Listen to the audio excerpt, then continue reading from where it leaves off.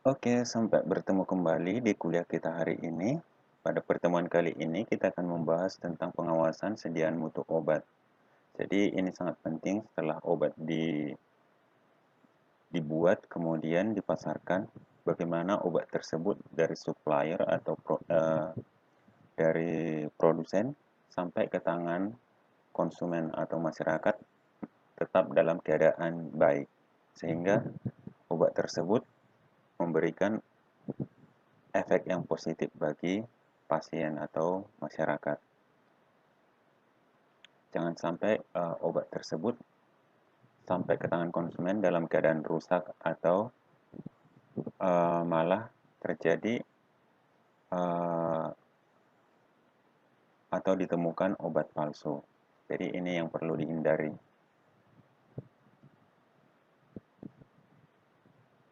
Oke, biasanya lembaga-lembaga yang menangani tentang obat dan makanan itu setiap negara berbeda-beda.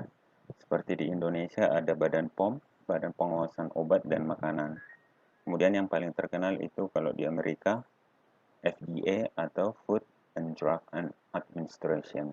Jadi ini badan-badan yang menangani tentang uh, obat dan makanan yang beredar di masyarakat atau pasar. Kalau di Eropa itu namanya European Medicine Agency. Kemudian kalau di Australia, Australian Government Department of Health, Therapeutic Goods Administration. Jadi ini beberapa lembaga yang biasa kita dengar atau kita lihat dalam pemasaran obat atau makanan. Kemudian untuk pendahuluan, mengingat besar jumlah jenis obat yang beredar luas di masyarakat, maka pemantauan aspek keamanan obat menjadi salah satu komponen penting dalam sistem regulasi obat. Jadi ini sangat penting supaya tidak terjadi uh, apa terjadi kerusakan obat atau penyalahgunaan obat, kemudian pemalsuan obat. Ini perlu dibuat regulasi. Kemudian Peraturan Menteri Kesehatan Nomor 1799 Menkes per 12 2010 bahwa industri farmasi wajib melakukan pharmacovigilance pasal 9. Apa yang dimaksud dengan pharmacovigilance ini? Pharmacovigilance ini adalah suatu kegiatan di mana obat yang beredar di pasar itu harus dipantau, kemudian dinilai, dipahami, serta mencegah efek samping dari obat tersebut. Jadi jangan sampai walaupun sudah melakukan pada saat pembuatan obat itu sudah dilakukan uji klinis, kemudian obat itu dipasarkan, itu tetap harus uh, dideteksi, kemudian dinilai, dipahami efek samping yang ditimbulkan obat tersebut. Karena sudah semakin luas orang yang menggunakan. Kemudian tenaga kesehatan harus memantau efek samping obat dan melaporkannya. Jadi tenaga kesehatan baik itu yang ada di rumah sakit, kemudian puskesmas, kemudian praktek dokter, uh, itu setiap obat yang diberikan kepada pasien itu apabila ada laporan itu harus dilaporkan ke dinas terkait. Contohnya di Indonesia Badan POM, kemudian Badan POM akan berhubungan dengan supplier atau obat yang memproduksi obat tersebut. Kemudian industri farmasi juga memiliki peran dan tanggung jawab untuk menjamin keamanan obat yang diedarkan. Jadi ini merupakan hal yang pokok di mana pembuatan obat itu harus benar-benar uh, tidak memiliki efek samping atau efek buruk bagi yang melebihi ambang batas yang uh, diterapkan oleh pemerintah atau Badan POM. Jadi harus benar obat tersebut setelah mendapatkan legalitas untuk dipasarkan maka industri farmasi harus tetap bertanggung jawab selama obat tersebut beredar. Jadi kalau ada suatu saat nanti laporan bahwa obat tersebut memiliki efek setelah penggunaannya dari beberapa laporan, maka obat tersebut bisa ditarik dari pasaran atau dimusnahkan. Dalam urusan jaminan keamanan obat, masyarakat dapat ikut andil dan mengambil peran. Jadi di sini sebagai masyarakat, kita kan nanti sebagai pasien akan menggunakan obat tersebut. Kemudian karena obat tersebut dipasarkan secara luas, maka orang yang akan menggunakan obat tersebut akan semakin beragam dan berbagai mungkin efek yang berbeda akan ada muncul atau tidak. Jadi dari laporan setelah penggunaan obat tersebut akan dilaporkan oleh dinas terkait, tim medis ke dinas terkait untuk dilakukan tindak lanjut atau di traceback, diinvestigasi untuk penggunaan obat tersebut. Prinsip dasar sistem pengawasan obat dan makanan. Tindakan pengamanan cepat, tepat, akurat, dan profesional. Jadi ini merupakan yang harus dilakukan supaya untuk kesehatan nasional itu bisa tercapai. Jadi jangan sampai kesehatan nasional itu buruk sehingga banyak kasus atau penanganan penyakit yang lambat sehingga banyak terjadi masalah. Tindakan dilakukan berdasarkan atas tingkat risiko dan berbasis bukti ilmiah. Jadi ini harus mempunyai bukti-bukti ilmiah. Lingkup pengawasan bersifat menyeluruh, mencakup seluruh siklus proses. Jadi mulai dari pembuatan obat, supplier, kemudian distributor, sampai ke pedagang besar, farmasi, perusahaan-perusahaan, kemudian sampai ke pengecer, apotek, puskesmas, dan rumah sakit, itu harus mencakup keseluruhannya untuk pengawasan obat tersebut, supaya jaminan mutu obat tersebut bisa dijamin akan baik sampai ke tangan konsumen atau masyarakat. Berskala nasional, lintas provinsi dengan jaringan kerja internasional. Jadi karena obat ada yang berskala nasional, kemudian kita juga ada obat impor. Jadi ini juga harus diawasi semua supaya bisa berjalan dengan baik. Otoritas yang menunjang penegakan supremasi hukum. Jadi apabila ada pelanggaran atau melanggar undang-undang, maka akan diberlakukan hukum yang sesuai. Kemudian memiliki jaringan laboratorium nasional yang kohesif dan kuat untuk berkolaborasi dengan jaringan global. Jadi untuk pembuatan obat, kemudian untuk pemasaran obat itu kan skalanya sudah global. Karena biasanya Indonesia itu menyediakan bahan-bahan baku untuk pembuatan obat. Kemudian itu nanti akan diekspor ke luar negeri untuk dijadikan obat. Ada juga yang dibuat di Indonesia, tetapi oleh perusahaan dari luar negeri. Jadi ini juga harus memiliki jaringan laboratorium yang kohesif. Memiliki jaringan sistem informasi keamanan dan mutu produk. Jadi seperti yang tadi itu, jaringannya itu, sistemnya itu, mulai dari supplier sampai ke konsumen itu harus aman, harus bisa berjalan dengan baik. Untuk penggolongan obat itu yang pertama ada obat bebas, berarti obat yang dapat kita beli secara bebas di apotek, bahkan di warung tanpa menggunakan resep dokter. Ditandai dengan lingkaran hijau bergaris tepi hitam. Jadi kalau ada di dalam kotak obat tersebut atau di kalau yang bentuk bungkusnya itu terdapat lingkaran hijau bergaris tepi hitam, berarti itu obat bebas. Kemudian obat bebas terbatas, obat-obatan yang dalam jumlah tertentu masih bisa dibeli di apotik tanpa menggunakan resep dokter, memakai tanda lingkaran biru bergaris tepi hitam. Obat keras. Obat berkhasiat keras yang untuk memperolehnya harus dengan menggunakan resep dokter, mana obat ini tidak bisa kita beli sendiri tanpa kita menggunakan resep dokter atau kita uh, konsultasi atau pemeriksaan ke praktek dokter, kemudian kita diberikan surat resep, itu baru bisa kita membeli obat tersebut. Tetapi apabila kita tidak menggunakan itu, maka kita tidak boleh mendapatkan obat ini.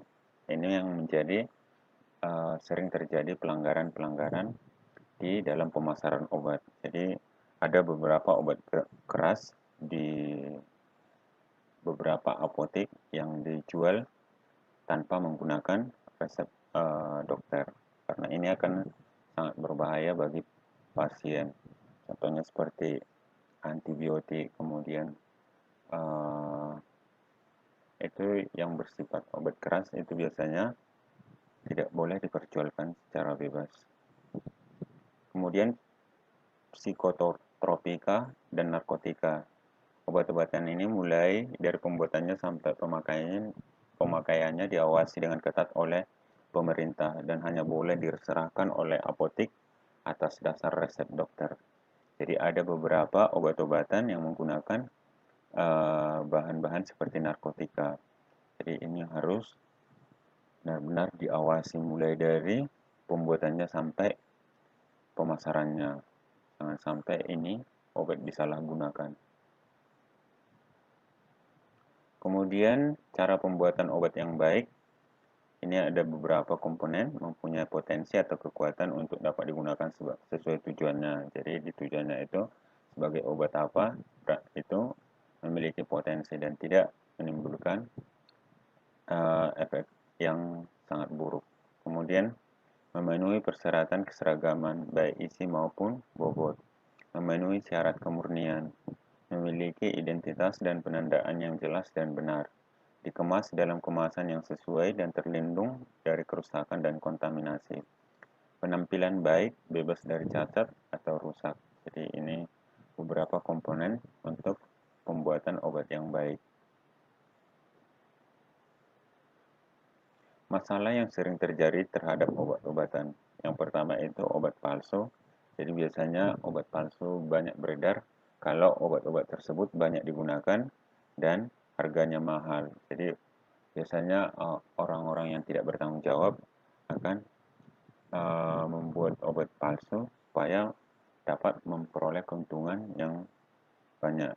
Jadi mereka membuat obat yang sesuai dengan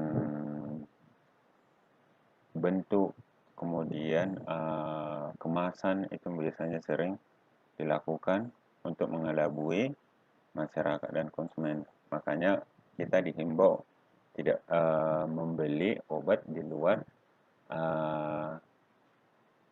instansi atau fasilitas kesehatan yang mempunyai izin yang resmi, supaya kita tidak salah dalam membeli obat. Apalagi obat palsu, selain dia tidak mempunyai bahan aktif untuk penyakit kita, kemungkinan dia juga akan berdampak buruk terhadap kesehatan kita. Macam kriteria pemalsuan. Jadi ini beberapa kriteria dari pemalsuan obat. Yang pertama itu tanpa zat aktif. Jadi obat tersebut walaupun kita minum atau kita gunakan sama sekali tidak akan dapat menyembuhkan. Kadar zat aktif kurang. Jadi ada juga yang obat tersebut memiliki zat aktif yang sama dengan obat yang asli, tetapi itu kadarnya itu dikurangi atau sangat sedikit. Zat aktifnya berlainan. Jadi yang harusnya zat aktifnya A, mungkin zat aktif aktifnya itu B. Kemudian zat aktif sama dengan kemasan dipalsukan. Jadi ini juga bisa supaya dia membuat brand sendiri, kemudian obat tersebut dipasarkan untuk penyakit tersebut. Jadi sehingga ini melanggar hak paten atau hak cipta dari si produsen atau penemu obat tersebut. Dan itu kemudian dijual di bawah harga obat asli. Kemudian sama dengan obat asli atau tiruan. Jadi ini bisa dimodifikasi sehingga terjadi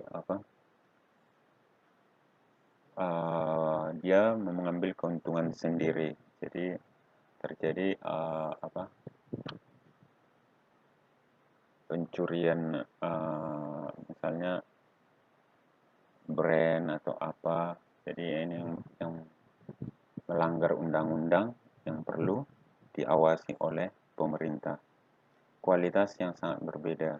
Jadi ini sudah pasti kalau obat palsu biasanya mereka hanya ingin mendapatkan keuntungan. Mereka tidak memikirkan efek dari obat tersebut. Kemudian tadi obat palsu, kemudian ada obat impor ilegal atau selundupan. Jadi obat-obat yang diimpor dari luar negeri itu harusnya melalui bea cukai dan terdaftar bahwa obat tersebut telah melewati hasil uji laboratorium, baik itu dari asalnya dan laboratorium yang akan masuk di Indonesia, sehingga obat tersebut terdaftar di Badan POM Indonesia dan obat tersebut bisa dipasarkan di Indonesia. Ini juga banyak kasusnya yang sering kita dengar di TV-TV. Kenapa ini bisa terjadi? Karena ada beberapa kelompok yang ingin mendapatkan keuntungan yang banyak tanpa memikirkan nasib konsumen apabila mengkonsumsi obat tersebut. Contoh yang gampang adalah golongan psikotropika, narkotika, dan amfetamin, ekstasi, sabu-sabu, dan kanukannya. Ini biasanya banyak diselundupkan dari negara-negara tetangga. Itu melalui jalur-jalur yang pengawasannya tidak ketat. Termasuk juga sering disalahgunakan adalah obat antidepresan seperti diazepam, clobazam, lithium, obat anti-anestesa, ansietas seperti benzodiazepin, alprazolam, atau antipsikotik seperti kloropazin, haloperidol, obat bius seperti kloroform yang masih dapat diperjualbelikan secara bebas dan dimanfaatkan untuk kepentingan tertentu. Ini juga masih sering terjadi di Indonesia. Untuk sistem pengawasan obat itu ada tiga elemen yang yang harus saling melengkapi. Yang pertama, pemerintah sebagai lembaga yang menciptakan regulatori atau aturan terhadap produk, sarana, dan standar. Kemudian ada produsen atau pelaku usaha. Jadi produsen ini adalah penyedia obat dan makanan bermutu untuk dipasarkan ke masyarakat. Kemudian ada konsumen dan atau masyarakat. Perlindungan diri dan keluarga dari obat dan makanan yang berisiko.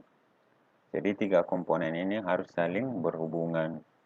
Jadi tidak boleh terpisah.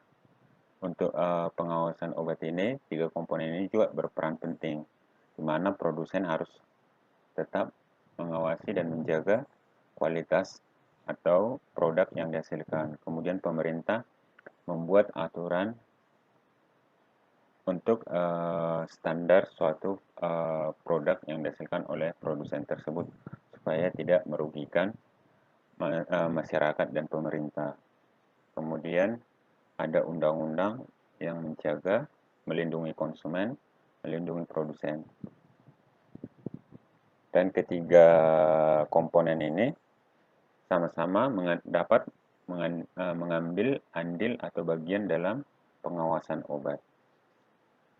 Tadi produsen harus menjaga kualitas produknya, konsumen dapat melaporkan setelah penggunaan obat tersebut ke baik itu ke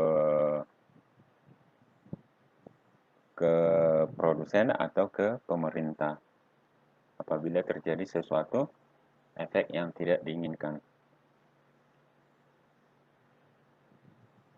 Untuk dampak yang diharapkan seperti ini, tadi 3 komponen tersebut sudah berkolaborasi, itu nanti akan meningkatkan keamanan mutu, khasiat, manfaat obat. Kemudian dari situ, kesehatan masyarakat akan meningkat, daya saing obat dan makanan nasional juga akan meningkat. Kemudian akan tercipta kesejahteraan dan ketahanan nasional masyarakat secara nasional. Jadi ini yang diharapkan dari pengawasan obat tersebut. Sistem regulasi untuk menjamin kualitas obat. Yang pertama mulai dari tahap pengembangan atau penemuan obat, meningkatkan kepatuhan terhadap peraturan GLDP, melindungi hak dan keamanan subjek dan data kredibilitas. Jadi di mana kemarin dalam pengembangan suatu obat itu harus berdasarkan laporan-laporan penelitian yang dilakukan oleh si produsen tersebut. Nanti itu akan diserahkan ke pemerintah atau Badan POM untuk sebagai bukti bahwa obat tersebut dapat dipasarkan, tidak mempunyai efek positif dan semua lengkap data-data dari penelitian tersebut supaya dapat mendapatkan surat legalitas untuk diedarkan. Apabila Badan POM atau pemerintah tidak menilai bahwa hasil dari laporan penelitian tersebut tidak sesuai, maka obat tersebut tidak bisa dipasarkan. Tahap persetujuan itu pada tahap persetujuan izin edar. Jadi tahap pengembangan itu kemarin mulai dari senyawa yang berpotensi, kemudian uji preklinis, kemudian uji klinis, dan pemasaran. Itu semua ada regulasinya. Kemudian di tahap produksi harus cara diproduksinya obat tersebut harus mempunyai standar untuk suatu obat. Jadi tidak boleh asal diproduksi, misalnya uji toksisitas, kemudian uji dari segi pabriknya, kemudian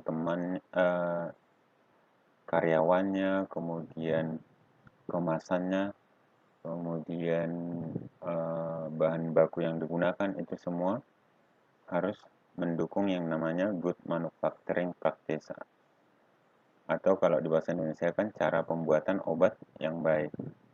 Spesifikasi dan metode analisis yang digunakan itu juga. Kemudian sampai ke tahap distribusi, jadi tidak hanya untuk diproduksi, semua juga sampai distribusi juga harus diawasi. Jadi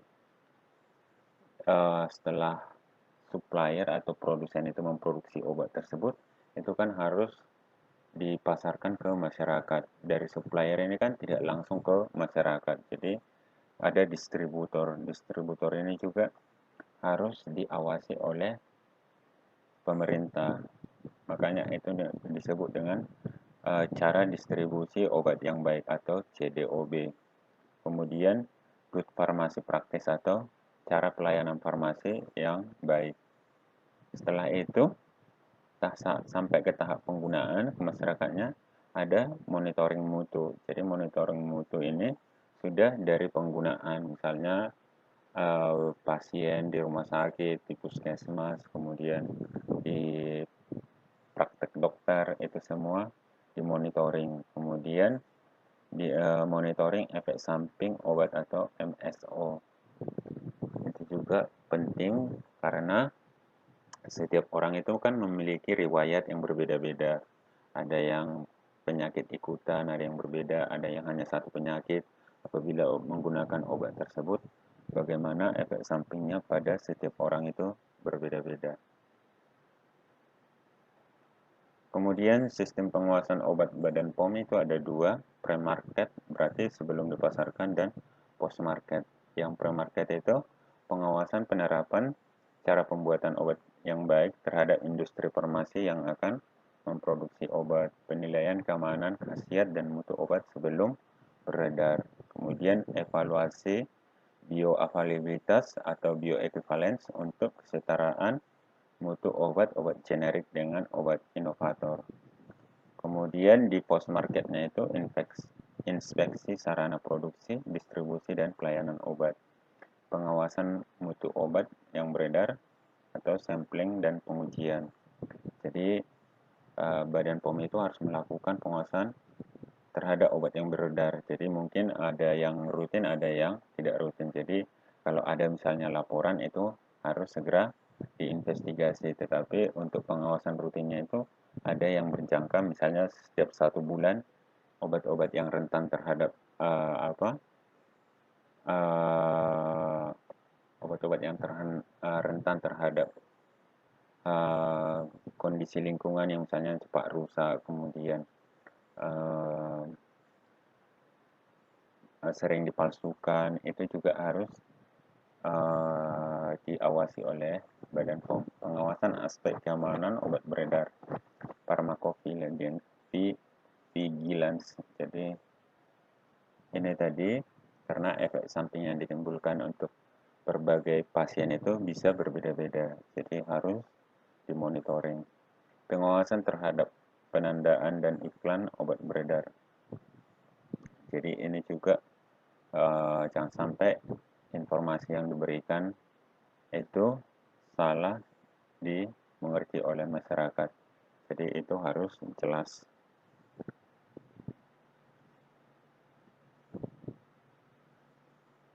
Kemudian tujuan studi bioavailabilitas tadi apa? Yang ini evaluasi BA dan BE itu. Jadi tujuannya itu bioavailabilitas itu adalah menjamin produk obat efektif dan aman. Bioavailabilitas itu adalah apa? Itu adalah kecepatan suatu obat, zat aktif suatu obat itu tersedia atau mencapai sistem sirkulasi atau darah di dalam. Jadi semakin cepat dia itu yang disebut dengan bioavailabilitas. Kemudian pemasaran produk obat harus memenuhi standar identitas, kekuatan, mutu, dan kemurnian. Jadi itu harus jelas. Bioavailabilitas obat telah disetujui formulasi baru. Jadi bioavailabilitas itu biasanya untuk obat-obat baru. Kemudian obat baru, pilot bioavailability, proporsionalitas dosis, dan bioequivalensi atau kesamaannya dengan obat generik. Kemudian memprediksi tercapai tidaknya efek terapi dari suatu formulasi. Tidak selalu ada korelasi positif antara bioavailabilitas dan efek terapi. Misal, keadaan patofisiologis, absorpsi, distribusi, dan metabolisme. Cara distribusi obat yang baik untuk instalasi farmasi. Jadi ini dilatar belakangi dari peraturan pemerintah nomor 51 tahun 2009 tentang pekerjaan kefarmasian. Kemudian fasilitas distribusi adalah sarana yang digunakan untuk mendistribusikan atau menyalurkan sediaan farmasi, yaitu pedagang besar farmasi, instalasi sediaan farmasi milik pemerintah. Jadi ini semua harus memiliki izin untuk bisa mendistribusikan obat. Pekerjaan kefarmasian dalam fasilitas distribusi atau penyaluran sediaan farmasi harus memenuhi ketentuan cara distribusi yang baik. Jadi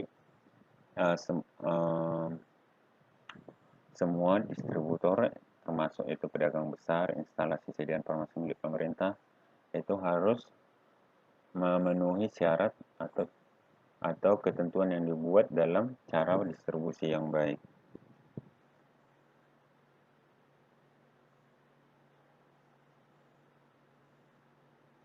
pengawasan distribusi obat. Jadi di Indonesia sendiri ini adalah diawasi oleh Badan POM, pemeriksaan rutin, undercover buy, kemudian WASCAT, dan audit komprehensif. Cara distribusi obat yang baik, jadi ada industri farmasi, itu yang menghasilkan obat-obat tersebut. Kemudian itu ada produksi, kemudian gudang dan marketing.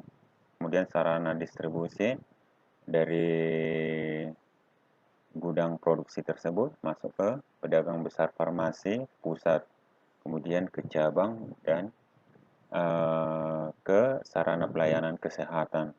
Itu ada apotek, rumah sakit, klinik, dokter, bidan, dan toko obat. Jadi semua ketiga komponen ini mulai dari industri farmasi, sarana distribusi, sarana pelayanan kesehatan itu nanti akan dinilai apakah sarana tersebut ilegal atau tidak ilegal. Kemudian apakah obat tersebut itu adalah obat palsu atau obat yang asli. Kemudian obat tersebut apakah sampai dari industri farmasi ke sarana pelayanan kesehatan itu kualitasnya itu tetap baik, itu juga dinilai. Kemudian dari situ nanti akan ada semacam evaluasi, kemudian ada penilaian dari apa itu untuk apabila misalnya ada obat palsu atau obat yang tidak sesuai dengan undang-undang yang dibuat oleh pemerintah, maka akan diberikan tindakan sesuai dengan hukum yang berlaku.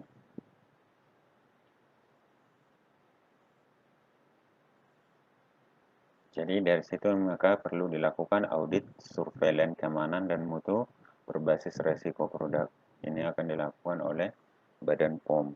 Jadi mulai dari industri farmasi, ada distribusi obat yang baik, maka dilakukan sampling oleh Badan POM.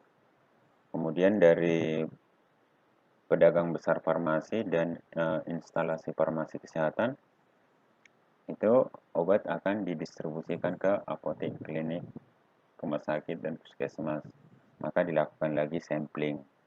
Kemudian di apotek, klinik, rumah sakit, puskesmas itu dilakukan dievaluasi GPP atau cara pelayanan farmasi yang baik. Kemudian dari situ nanti akan dilakukan juga uji efek samping dari obat tersebut. Maka akan dikomunikasikan resiko yang ditimbulkan. Apakah obat tersebut tetap aman atau sudah berkurang kualitasnya atau obat tersebut ada terjadi kerusakan. Kemudian dari Badan POM ke masyarakat. Jadi setelah ada legalitas dari Badan POM, maka obat tersebut bisa dipasarkan ke masyarakat.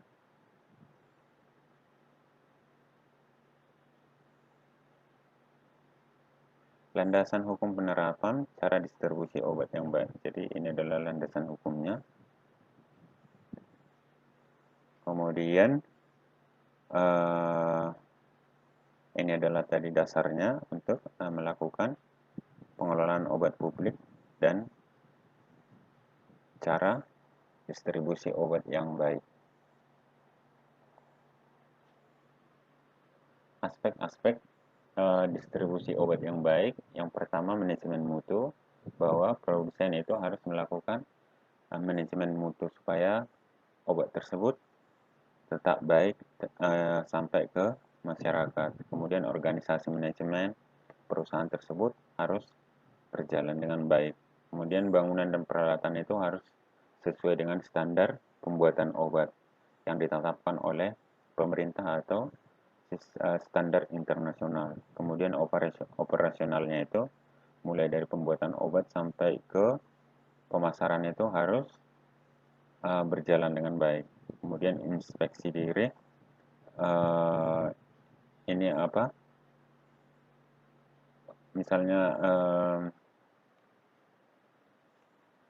obat tersebut sudah digunakan oleh pasien, maka dari situ akan diperoleh laporan-laporan dari penggunaan obat tersebut. Kemudian recall, keluhan, kembalian diduga palsu atau terjadi kecacatan, cacat produksi. Jadi harus ditarik dari pasaran supaya tidak merugikan konsumen. Transportasi, jadi dalam pendistribusian obat tersebut ada beberapa obat-obat yang sensitif terhadap kondisi lingkungan. Jadi cara distribusinya ini, transportasi yang digunakan itu harus terstandar sesuai dengan obat kondisi obat yang diinginkan. Seperti misalnya vaksin itu kan membutuhkan temperatur rendah. Itu juga harus disesuaikan dengan transportasinya. Distribusi berdasarkan kontrak. Jadi ada misalnya perusahaan-perusahaan atau supplier itu sudah pemasarannya itu berdasarkan kontrak. Jadi sudah ada kontrak pemasarannya dengan pihak kedua atau pihak ketiga dalam melakukan pemasaran obat tersebut. Kemudian dokumentasi. Jadi seluruh kegiatan distribusi obat itu harus ada dokumentasinya untuk dinilai, untuk dievaluasi oleh pemerintah. Kemudian tujuan untuk menjamin keabsahan dan mutu obat agar obat-obat sampai ke konsumen adalah obat yang aman, bermutu, berkhasiat, dan dapat digunakan sesuai indikasinya.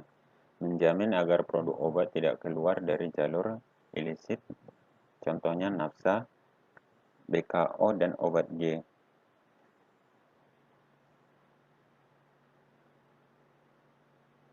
Ada 4 landasan umum dalam cara pembuatan obat pada tahun 2006. Ada pembuatan obat. Pengawasan secara menyeluruh adalah sangat esensial untuk menjamin bahwa konsumen menerima obat yang bermutu tinggi. Tidaklah cukup apabila obat jadi hanya sekedar lulus dari serangkaian pengujian, tetapi yang menjadi sangat penting adalah mutunya. Untuk menjamin mutu suatu obat, tidak boleh hanya mengandalkan hanya pada pengujian tertentu saja. Semua obat hendaklah dibuat dalam kondisi yang dikendalikan dan dipantau dengan cermat. Cara pembuatan obat yang baik merupakan pedoman yang bertujuan untuk memastikan agar sifat dan mutu obat yang dihasilkan sesuai dengan yang dikehendaki. Kewenangan pengawas atau inspektur tentang pengamanan sediaan farmasi dan alat kesehatan. Jadi ini adalah kewenangan dalam melakukan investigasi suatu pengawasan obat. Memasuki setiap tempat yang diduga digunakan dalam kegiatan produksi, penyimpanan, pengangkutan, dan perdagangan sediaan farmasi dan alat kesehatan untuk memeriksa, meneliti, dan mengambil contoh dan segala sesuatu yang digunakan dalam kegiatan produksi, penyimpanan, pengangkutan, dan perdagangan. Membuka dan meneliti kemasan obat atau makanan yang diproduksi, memeriksa dokumen atau catatan yang diduga memuat keterangan mengenai kegiatan produksi, penyimpanan, pengangkutan, dan perdagangan sediaan farmasi dan alat kesehatan, termasuk menggandakan atau mengutip keterangan tersebut. Memerintahkan untuk memperlihatkan izin usaha atau dokumen lain. Jadi ini adalah kewenangan dari inspektur pengawas sediaan farmasi. Pengawasan penerapan cara distribusi obat yang baik dilakukan terutama pada sarana distribusi obat, pedagang besar farmasi pusat atau lokal, pedagang besar farmasi cabang, instalasi farmasi, gudang farmasi, kabupaten, dan kota. Jadi ini adalah yang pertama itu tadi dari supplier bahwa mereka akan melakukan manajemen mutu. Kemudian didistribusikan melalui pedagang besar farmasi pusat, pedagang besar farmasi cabang, instalasi farmasi gudang, dan farmasi kabupaten kota. Jadi harus diterapkan semua pada pedagang-pedagang ini. Juga dipantau pelaksanaannya pada sarana pelayanan kesehatan baik milik pemerintah maupun swasta. Temuan pemeriksaan di puskesmas. Jadi ini ada beberapa temuan yang biasa ditemukan setelah melakukan pemeriksaan di puskesmas bahwa tenaga farmasi tidak ada. Jadi ini yang sering terjadi di puskesmas bahwa tenaga farmasi tidak ada pada saat jam operasional. Kemudian administrasi tidak tertib. Jadi catatan-catatan penggunaan obat di sana itu administrasinya tidak tertib. Tidak terdapat tempat penyimpanan khusus produk return atau rusak. Jadi ini juga beberapa masalah di pusat-pusat kesehatan yang ada di Indonesia. Kemudian penyimpanan tidak menjamin mutu. Jadi ada beberapa yang membutuhkan penyimpanan khusus seperti vaksin itu biasanya kurang memadai. Kemudian arsip laporan tidak tertib. Kemudian temuan-temuan yang biasa pemeriksaan di apotek, tenaga teknis farmasi tidak ada pada jam buka atau jam operasional. Kemudian administrasi tidak tertib. Pembelian dari sumber tidak jelas, resmi menggunakan faktor polos. Jadi harusnya itu tadi uh, suatu apotek itu harus membeli dari pedagang besar yang mempunyai izin. Kemudian atau membeli obat impor harus menggunakan izin. Tidak terdapat tempat penyimpanan khusus produk return atau yang rusak. Jadi ada biasanya dalam pendistribusian obat itu obat tersebut rusak, maka itu harus dikembalikan. Penyimpanan tidak menjamin mutu dan bercampur dengan produk lain. Melakukan penjualan obat keras langsung ke dokter, mantri, toko obat. Jadi ini juga sering terjadi di Indonesia. Pelaporan tidak tertib.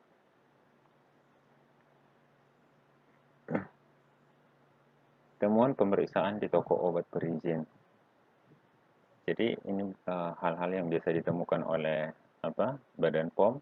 Tenaga teknis farmasi tidak ada pada jam buka, administrasi tidak tertib, pembelian dari sumber tidak jelas, resmi, menggunakan faktor polos, penyimpanan tidak menjamin mutu dan bercampur dengan produk lain, melakukan penjualan obat keras. Jadi ini tadi bahwa penggolongan obat-obat tersebut obat bebas bisa digunakan tanpa menggunakan surat dokter, tetapi apabila menjual obat keras itu harus menggunakan resep dokter. Tetapi ada beberapa penjual-penjual atau toko farmasi yang tidak menjual obat keras tanpa menggunakan bisa dilakukan tanpa menggunakan resep dokter. Setelah ada beberapa temuan tersebut, maka tindak lanjutnya adalah pembinaan, kemudian sanksi administratif berupa peringatan, penghentian sementara kegiatan, pencabutan izin, pemusnahan produk, sanksi pidana, pro justisia. Jadi dari pelanggaran tersebut maka akan ada sanksi pidananya. Itu sesuai dengan undang-undang dan hukum yang diberlakukan untuk distribusi atau bidang farmasi. Kemudian hal-hal kritis dalam cara distribusi obat yang baik. Jadi ada dokumentasinya, itu harus lengkap, mudah ditelusuri. Spesifikasi bangunan itu harus bebas banjir, kokoh, luas memadai, suhu dan pengendalian lingkungan, bahwa itu ya kondisi itu sangat berpengaruh terhadap obat, jadi itu harus dikondisikan secara maksimal. Kemudian penerimaan, yaitu pemeriksaan pada saat penerimaan terhadap kondisi barang disesuaikan dengan dokumen apakah barang tersebut dalam kondisi baik atau rusak sehingga harus dikembalikan. Kemudian pemisahan tempat khusus dengan label yang jelas, aman dan terkunci untuk penyimpanan obat dan pembekalan kesehatan yang ditolak. Kadaluarsa penarikan kembali, produk kembali dan diduga palsu. Jadi untuk instalasi farmasi atau alat kesehatan itu juga harus kondisi bangunannya, ruangannya itu harus sesuai dengan standar yang dibuat oleh pemerintah. Kemudian pengambilan barang itu harus jelas, pengemasan harus baik, bahwa barang-barang yang dalam kondisi tidak baik atau rusak itu tidak bisa dipasarkan ke masyarakat. Kemudian pemusnahan harus didokumentasikan apabila obat tersebut rusak atau tidak dapat digunakan. Pencatatan dan pelaporan, transportasi, kendaraan, dan peralatan itu semua harus lengkap, sehingga untuk pelaporannya itu ke dinas terkait itu bisa berjalan dengan baik. Kemudian ini Badan POM melakukan sampling tadi untuk pengawasan obat. Tujuannya adalah melindungi masyarakat dari penggunaan produk yang tidak memenuhi syarat umum, syarat mutu, khasiat, dan keamanan. Menjamin konsistensi mutu produk di peredaran, termasuk pada instalasi pelayanan kesehatan milik pemerintah. Untuk mendeteksi secara dini kemungkinan adanya produk palsu. Produk ilegal tidak terdaftar di peredaran. Untuk melihat tren obat ilegal termasuk palsu di pasaran dari tahun ke tahun. Untuk melihat kepatuhan industri farmasi dalam melakukan pemasaran produk dengan kemasan sesuai dengan penandaan yang telah disetujui. Jadi itu adalah kenapa Badan POM harus melakukan sampling. Jadi baik itu tadi pada tingkat pedagang besar farmasi, kemudian ke pelayan kesehatan pada masyarakat, itu dilakukan sampling untuk tujuan seperti ini. Kemudian metodologi dalam dan perencanaan sampling.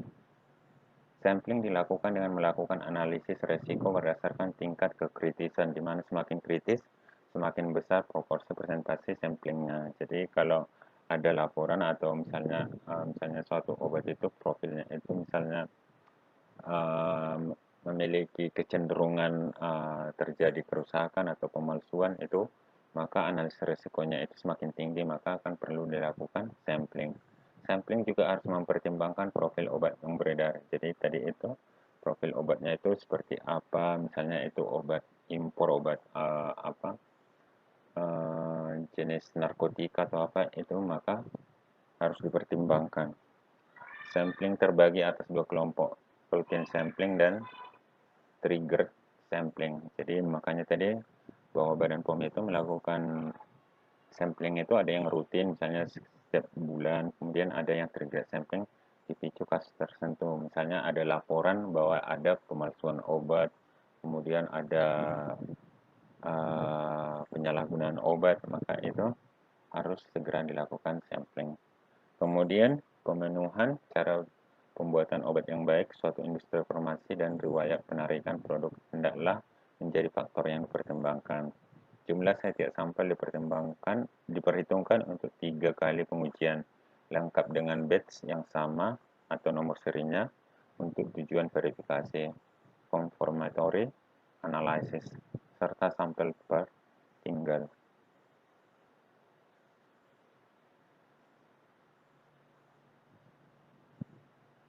Kriteria atau kategori obat yang disampling sesuai pedoman sampling Badan POM. Obat esensial, jadi daftar obat esensial di katalog, kemudian vaksin, obat untuk pengobatan infeksi yang spesifik maupun parasitik, kemudian obat yang penyebaran atau distribusinya luas, obat yang diproduksi oleh industri dan pemenuhan cara pembuatan obat rendah, obat dengan riwayat TMS, kemudian obat untuk anak-anak pediatrik, obat impor, narkotika, dan psikotropika yang rawan didiversifikasikan.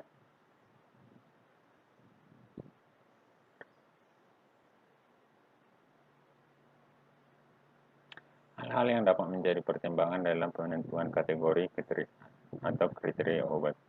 Obat-obat yang tidak stabil mudah rusak. Jadi